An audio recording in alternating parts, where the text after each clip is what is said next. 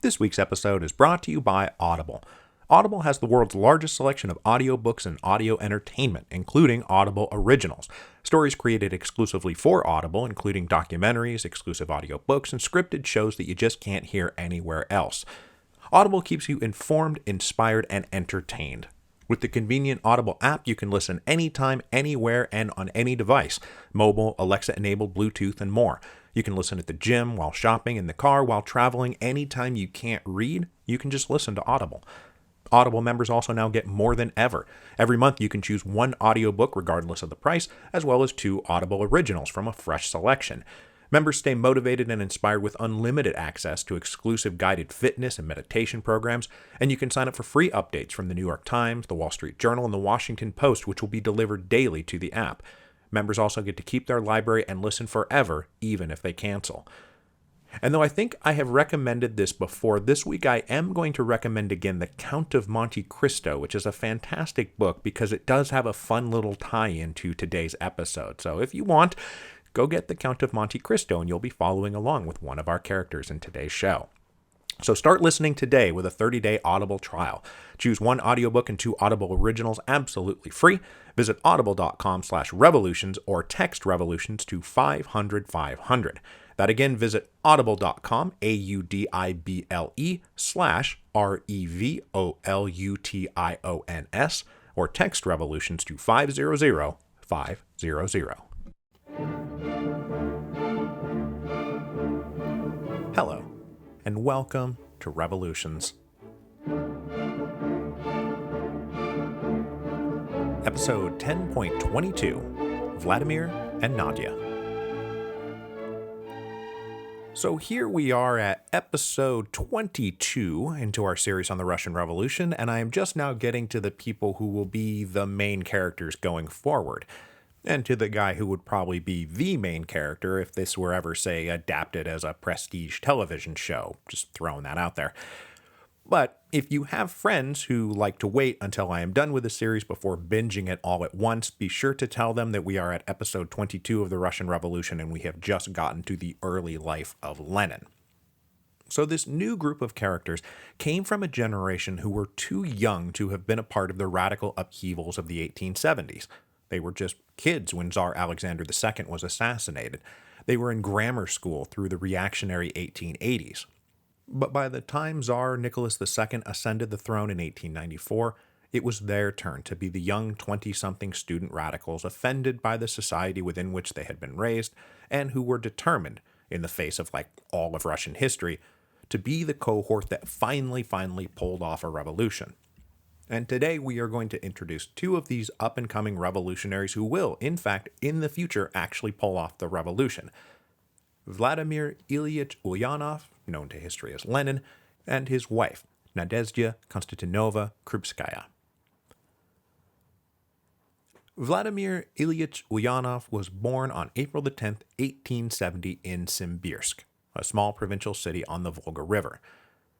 The Ulyanovs were an upwardly mobile family, not rich by any means, but fine specimens of a respectable and prosperous provincial middle class.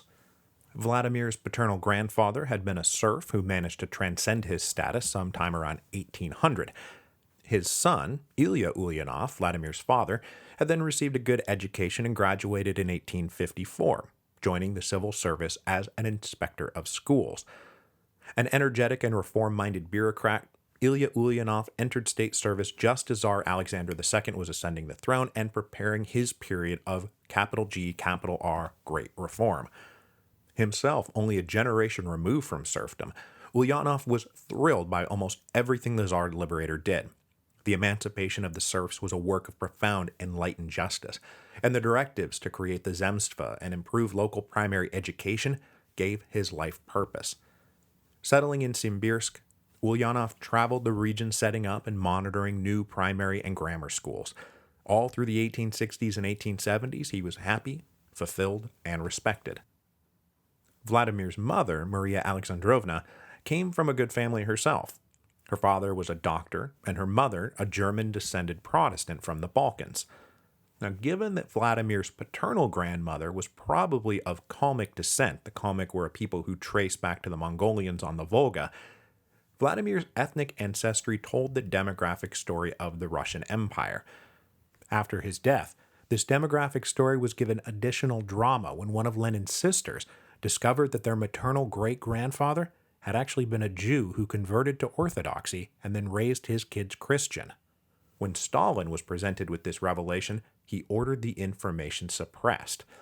Now, Lenin himself had no real anti-Semitic tendencies to speak of, and his sister actually wanted to publicize this genealogical revelation to cut down on anti-Semitism in Soviet Russia, but Stalin was an anti-Semite, so the information was suppressed. But getting back to his mother, Maria Alexandrovna gave birth to 8 babies, 6 of whom lived, of whom Vladimir was third oldest. She held small c conservative-ish bourgeois values, but insisted that her 3 boys and 3 girls receive equal and equally rigorous educations. She instilled in them a passion for learning and a competitive spirit to succeed, and even though she never really understood her children's politics, she was not surprised that they followed their minds and their hearts into radical revolutionary action.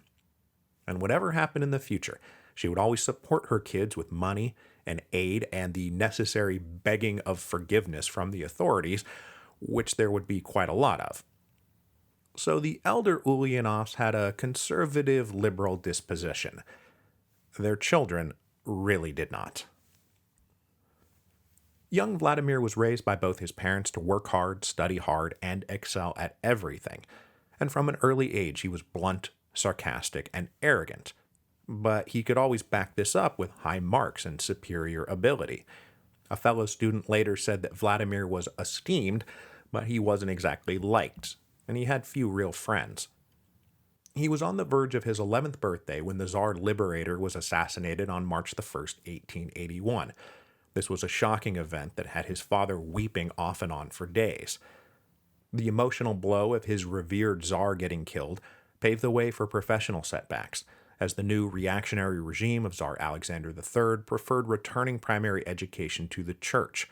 So Dad's career of opening more modern secular schools stalled out and became far less fulfilling. But he kept working as hard as he possibly could, and probably working too hard, because his health began to fail him in his early 50s. In January 1886, he went into his office one day, had a stroke, and died. Vladimir was just 15 years old. I have yet to read a single biography of Lenin, or even the briefest biographical sketch, come to think of it, that does not transition out of his father's death with a line like, "But his father's death was immediately followed by an even greater emotional blow." And you know what? Why reinvent the wheel? His father's death was immediately followed by an even greater emotional blow. His older brother Alexander, known to all as Sasha, was the alpha of a brood of Ulyanov children who were something resembling a little band of prodigies. A deadly serious student, Sasha always got top marks, was head of his class, and went off to university in St. Petersburg pursuing a degree in the natural sciences. All his professors agreed they were witnessing the beginning of a brilliant career. Now, Sasha's academic focus was on the biology of worms, but kind of out of nowhere, his real passion suddenly became radical politics. Now, this is 1886, and remember, the old People's Will Network has been broken, and the radical revolutionaries are at their nadir. So Sasha's move into radicalism was self-directed and pretty self-organized. It was really just him and some friends, and though they would adopt the name People's Will for their group, they had nothing whatsoever to do with the original People's Will. Their tactics, however, did follow the original group's line. Sasha and his friends wanted a mass-mobilized socialist party operating out in the open, but that was simply not possible under the reactionary repression of the current regime. Without the opportunity to voice their opinions, or even put to work their elite educations on behalf of the country they loved, they had no choice but to attack the regime until it either collapsed or allowed for political freedom. So they followed in the spiritual footsteps of the original People's Will. They formed a small cell of revolutionary comrades and concocted a terrorist plot to kill the Tsar. Sasha sold a watch he had won as an academic prize and used the money to buy components and supplies to make bombs to blow up the Tsar. Now, usually in these days, A half-baked plot like this would be uncovered early by the Okhrana, or, just as often, the would-be assassins would find the job too hard or too risky. But Sasha followed through. He succeeded in acquiring the supplies and building the bombs, and he and his fellow conspirators planned to use them on March the 1st, 1887, the 6th anniversary of the assassination of the Tsar Liberator. But it did not work out. Though the assassins were ready, the Tsar did not appear where they thought he was going to appear. Then one of them was picked up on an unrelated charge of being suspicious in public, and it wasn't until he was in custody that the police realized he was carrying a bomb. The guy confessed to everything, and the other 14 conspirators who were in on this plot were picked up, including Sasha, who then proceeded to nobly attempt to take responsibility for everything, saying it was all his idea and all his work. Back home in Simbirsk, the family was shocked at how far and how fast Sasha had gotten mixed up in such big trouble. His mother did everything she could to try to get him released or merely exiled or given some other reduced sentence. But this isn't like he had been found with banned books or busted leading a seditious discussion circle.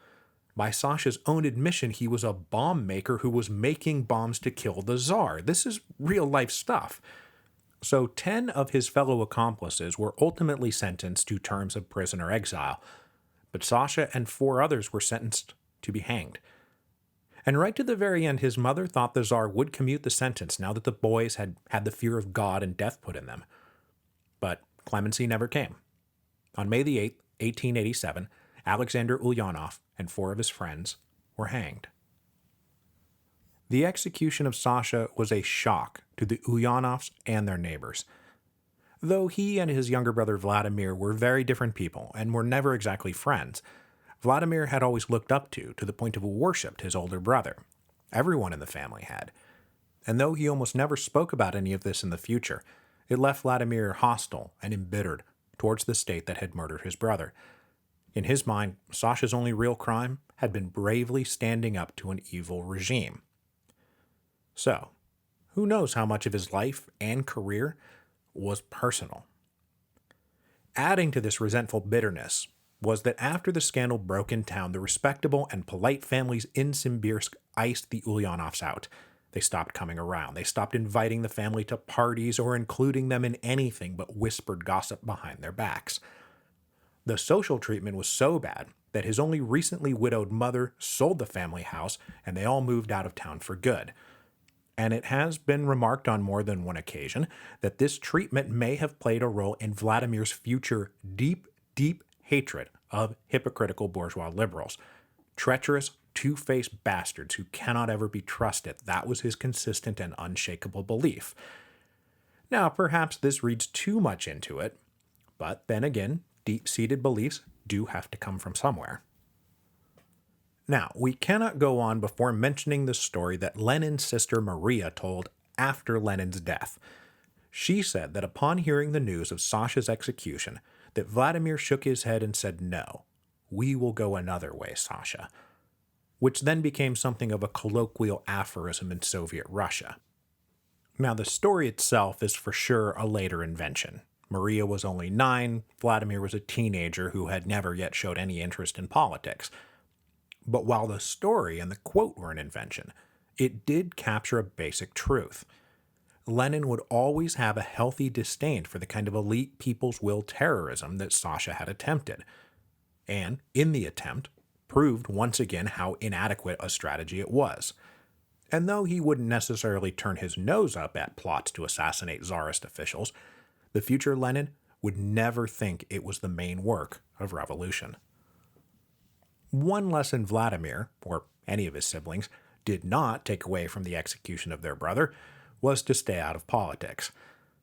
When Vladimir arrived at the University of Kazan in the fall of 1887, he immediately joined student activist groups and took part in demonstrations, one of which was so big that more than 150 kids were arrested. But even though he was not a leader of this demonstration, Vladimir was one of the few to be expelled for his involvement because, holy hell, this guy's Ulyanov and he's the brother of that guy we just hanged for trying to kill the Tsar. Now kicked out of school, Vladimir was ordered to confine himself to a country estate owned by his extended family, where he wound up spending almost the entirety of 1888. And he spent this time in forced idleness reading and reading and reading some more. And it was during this period that he finally came across What Is to Be Done by Chernyshevsky. Vladimir loved What Is to Be Done. He loved it so much he read it 6 times over the summer. And he was enthralled by the main ultra-dedicated revolutionary character, the same character who had once inspired Nechayev. So Vladimir loved What Is to Be Done. He loved it so much that in the future he literally carried a small picture of Chernyshevsky with him in his wallet, a claim that could not be made by Marx or Engels or even his wife. And in a very real way, it was Chernyshevsky, more than Marx, who turned Vladimir into Lenin. But that is not to say he did not also fall in love with Marx and Engels. He did. In fact, he does it right now. His mother managed to get the de facto house arrest lifted, and the family moved back to Kazan. And though Vladimir was not allowed to return to university, he continued to educate himself, though he was assisted by local radical discussion groups that he continued to slip in and out of. So in 1889, he got his hands on his first copy of Capital, and the Communist Manifesto, and some Plekhanov, which he read and which thrilled him. From this point on, he's a full-throated Marxist. Now, we will obviously have plenty of time to talk all about Lenin's understanding of Marxism in theory and in practice, but suffice it to say that he believed what he was reading gave him a historical blueprint for a great heroic struggle that would inevitably see the people triumph over evil despotism. Now, understandably, his mother was not too keen on the direction he was headed, and she purchased a country estate partly in the hopes of turning her son into a productive landed farmer. But Vladimir did not take to farming, and farming did not take to Vladimir. So instead, he managed to get permission to take law exams, even though he was not a graduate of any university. And after a year of intensive self-directed study, he aced the exam in the spring of 1891 with top marks, doing on his own in 12 months what it usually took a student about 4 years of law school to accomplish. Say what you want about Lenin, he was not dumb. But this small triumph was knocked down by another tragedy. His sister Olga, the sibling with whom Vladimir was closest, and who I've read was considered the real genius of the family, which is saying something, slowly succumbed to typhoid. Vladimir lived with her at this point and nursed her, but to no avail, and she died in May of 1891 practically in his arms. He was devastated. Shortly after passing the law exams and burying his sister came the Great Famine of 1891-1892, and here there are conflicting accounts about Vladimir's attitude. All of these attitudes were reported much later, and all of them were meant to either attack or defend him. If you hate Lenin, the story is that he openly opposed relief efforts for the peasants, that he insisted the famine was a progressive historical force that would help destroy the archaic villages and drive the rural peasantry into the cities, where they would grow the ranks of his beloved urban proletariat. This version has Lenin glorying in human suffering in order to have his way. Now, if you like Lenin, you say all of that is made up, and it doesn't actually fit with his beliefs or his actions, because during these same years he would be arguing in debates that any social democratic party worth its salt must address the daily miseries of the people they were trying to convert, and it feels off that he would say we should oppose something like famine relief. Now, both sides can point to Lenin's later conduct, both cruel or compassionate, that backs up their version of the Lenin-opposed famine relief story. Now, do I think it's at least plausible that he saw the failed relief and mass suffering as politically advantageous? Sure, because it was. In 1893, Vladimir finally moved to the big city for good. He arrived in St. Petersburg in August, got hooked up with a not-too-difficult associate lawyer's position that allowed him to spend most of his time around the small but growing Marxist reading circles. And in these circles, he quickly earned a reputation for a ruthless debating style. Withering, surgical, sarcastic, acerbic, blunt, and supremely self-confident. He did not believe that debate was for persuading your opponent, it was for demolishing your opponent. And whether they liked him or hated him, the people in these radical circles started noticing this guy Vladimir Ilyich, this new guy who had just shown up. And one of those who heard of his growing reputation was a young woman who was already established inside these St. Petersburg Marxist circles, Nadia Krupskaya. Nadezhda Konstantinovna Krupskaya was born in St. Petersburg on February the 14th, 1869, so she was just about a year older than her future husband. Her family had also been pretty respectable and upwardly mobile, at least at the time of her birth. Her father, Constantine, was the orphan son of landless nobles, whose upbringing had been underwritten by the state, and so he got funneled into the Army Officer Corps.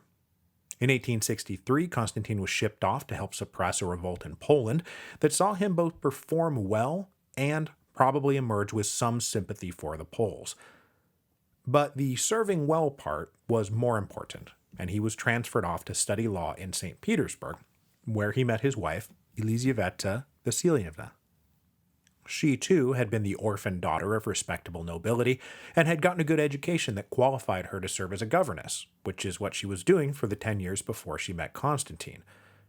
And though she would always be a devoutly orthodox wife and mother, she had little good to say about the kind of noble family she had lived among. Certainly, she passed on to her young daughter a love of hard work and education, and a hatred of the casual cruelty of the idle rich. Graduating with his law degree, Constantine was then shipped back to Warsaw with his wife and new baby, little Nadya, to serve in the imperial administration in Poland.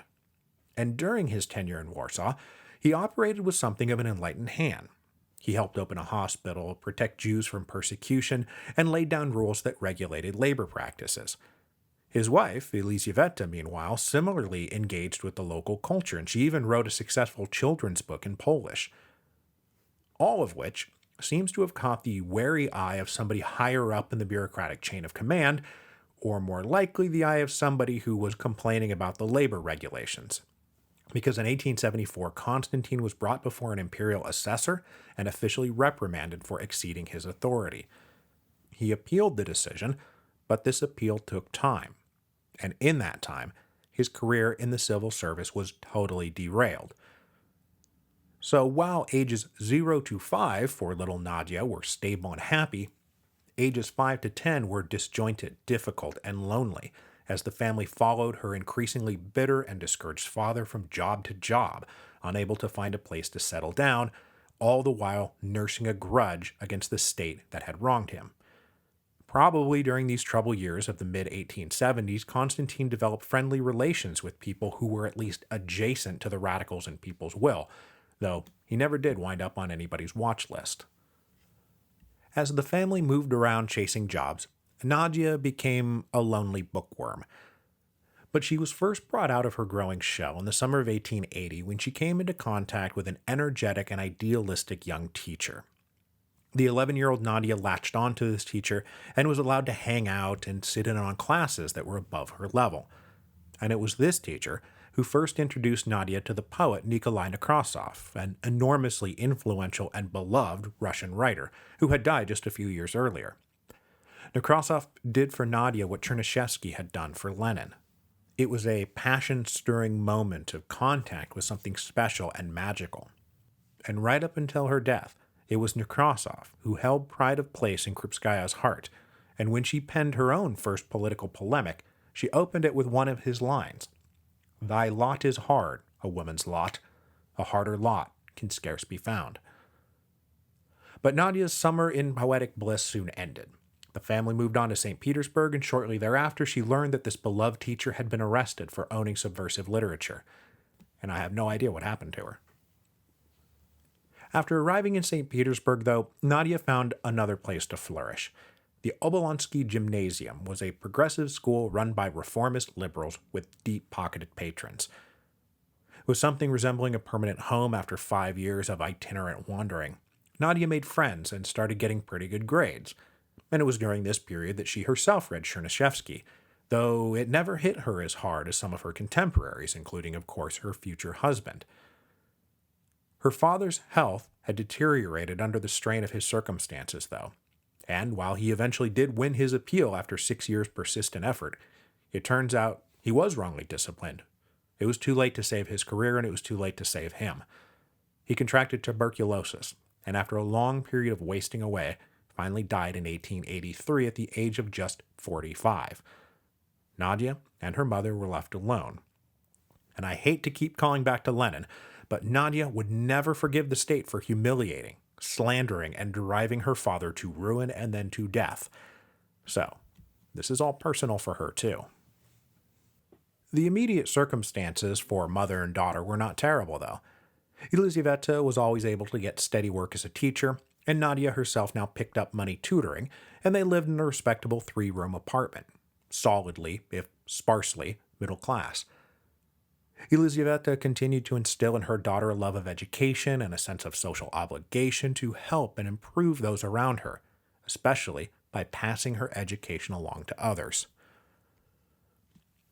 So eventually this mentality is going to take her towards radical Marxist politics, but Nadia Krupskaya took a bit of a detour through Tolstoy's anarcho-Christianity. Now, unfortunately, we do not have the time, nor do I have anything like a firm grasp on Tolstoy's anarcho-Christianity to delve too deep into this, but luckily, neither did Nadia. She had no use for Tolstoy's evangelical beliefs, his views on women, or his disdain for science, but she did like a lot of his other beliefs, most especially his thoughts on education, which stressed spontaneity and curiosity and emotional connection over rigid memorization and harsh discipline. Nadia admired Tolstoy enough that she wrote him what amounts to a fan letter and briefly participated as a proofreader in a program that Tolstoy spearheaded to publish cheap editions of great books, and she edited an edition of The Count of Monte Cristo. The possibility of using progressive education to improve the masses was alluring, and by the time Nadia was 20, it was poetry and literature and teaching that gave direction to her ambitions about how she could have an impact on the world.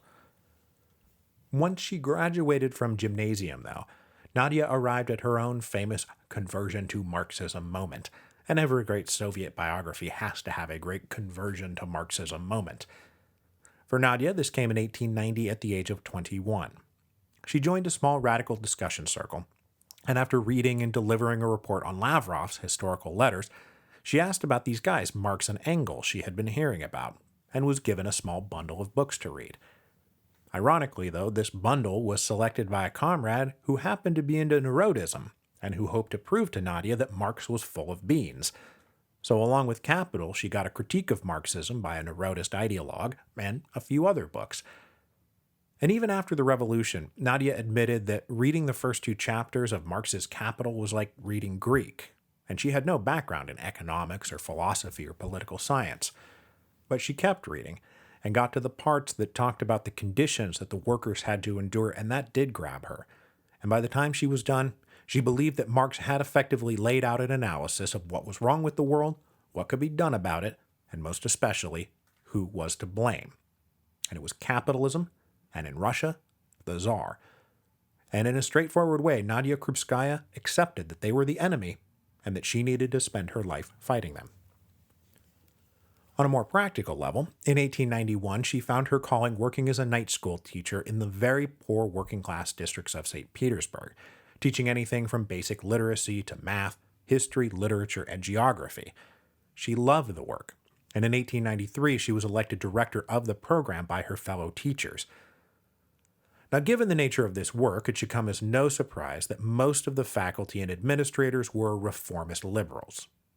A few of them were neurotist populists, and a handful, like Nadia, were Marxists. Now, they could not use the classroom to organize politically, but lessons could be steered in certain directions, and if a particular worker was interested in learning more, then names and addresses could be surreptitiously passed along. Nadia's own education continued through this period, as she both had to learn additional materials to teach her students, but she also learned from her students what their life was like, who they were, what their problems were. And it gave her invaluable insight and judgment, insight that many of her bourgeois radical comrades never quite grasped, as many of them remained the kind of coffeehouse radicals who never met the people they supposedly idolized and were fighting for. Now, by this point, Nadia and a few of her friends had moved into a reading circle headed by an old neurotist turned Marxist named Stepan Radchenko. And it was in this group that she first heard about this character, Vladimir Ilyich Ulyanov, brother of a hanged martyr, who was bulldozing his way through the radical debate circuit. And then it was in this Radchenko group that they met for the first time in February 1894, and it could not have been a more classic meet-cute.